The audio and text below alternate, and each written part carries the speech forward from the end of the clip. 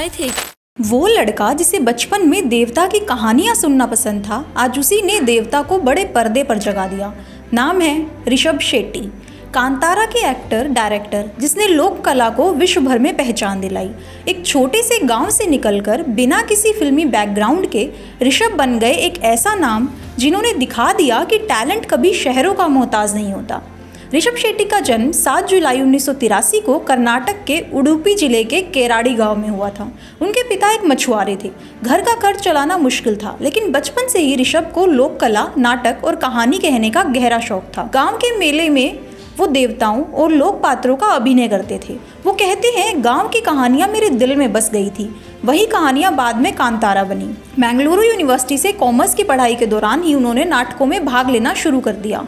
College के बाद वो बेंगलोर पहुंचे, जहां थिएटर ज्वाइन किया और वहां से शुरू हुआ असली संघर्ष।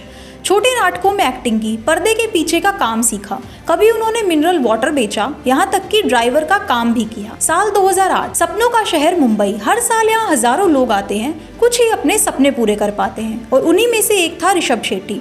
शुरुआत में उन्हें किसी फिल्म में रोल नहीं मिला। काम की तलाश में वो अंधेरी वेस्ट के एक प्रोडक्शन हाउस पहुंचे, जहां उन्हें ऑफिस बॉय की नौकरी मिल गई।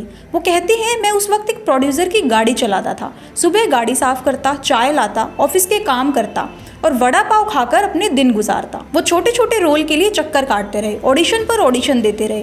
कभी कैमरे के पीछे, कभी सेट पर असिस्टेंट बनकर काम करते रहे। कई बार उन्हें सिर्फ 100 रुपए के काम के लिए भी घंटों इंतजार करना पड़ता था।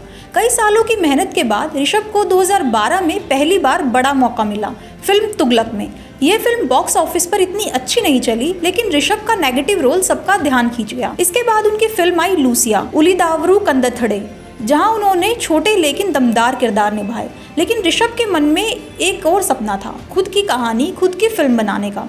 2016 में उन्होंने डायरेक्शन की दुनिया में कदम रखा। उनकी पहली फिल्म थी रिकी। फिल्म ने अच्छा किया और ऋषभ को इंडस्ट्री में एक पहचान दिलाई। फिर आई किरिक पार्टी, जो उनके करियर की पहली ब्लॉकबस्टर फिल्म साबित हुई।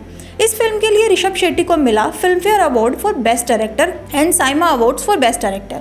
साल 2022 एक ऐसी फिल्म आई जिसने सिर्फ कन्नड़ नहीं बल्कि पूरे भारत को झकझोर दिया, फिल्म कांतारा। 20 करोड़ से कम बजट में बनी इस फिल्म ने दुनिया भर में 400 करोड़ से ज़्यादा की कमाई की। कांतारा सिर्फ एक फिल्म नहीं थी, यह लोक कथा और आस्था का मिक्सचर था। ऋषभ ने इसमें मुख्य किरदार शिवा निभाया और डायरेक्शन भी किया।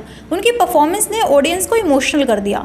देश के हर हिस्से में लोग इस फिल्म के लिए थिएटर में खड़े होकर ताली बजाने लगे। इस फिल्म के लिए उन्हें मिला national award for best actor, और यहीं से शुरू हुआ ऋषभ शेट्टी का स्वर्णिम युग। 2025 में ऋषभ वापस लौटे अपनी ब्लॉकबस्टर फिल्म के प्रीक्वल के साथ, कांतारा चैप्टर 1। इस फिल्म में उन्होंने ऑडियंस को और गहराई से लोक कथा और परंपरा की जड़ों तक पहुंचाया। फिल्म में उनके साथ रुक्मिणी वसंत, जयराम और गुलशन देवैया जैसे कलाकार नजर आए। 2 अक्टूबर को रिलीज हुई इस फिल्म ने 2 दिनों में ही 100 करोड़ का आंकड़ा पार कर लिया था।